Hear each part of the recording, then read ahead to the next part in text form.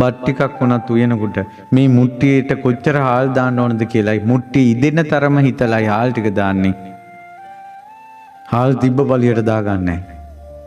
ආන්නේ වගේ කොච්චර බන තිබ්බත් කොච්චර ලොකු ලොකු දේවල් තිබ්බත් අපේ මුට්ටිය අපේ හිත කොයි වගේද කියලා තමන් ඉස්සෙල්ලා බලා ගන්න. තේරෙන දැනින් පටන් ගන්න. එකපාරම බණ භාවනා කරලා මාර්ගඵල ලැබලා අහසින් යන්න ප්ලෑන් කරන්නේ නැතුව ගෙදර රණ්ඩු ටික නතර කරගන්න. ලොකු දෙයක් ඒක. ගෙදර පස් දෙනා hina වෙලා එක මේසේ කෑම කන්න පුළුවන් විදියට මූණු ඔරොක් කරගන්න නැතුව ගෙදර මෛත්‍රිය ඇති කරගන්න.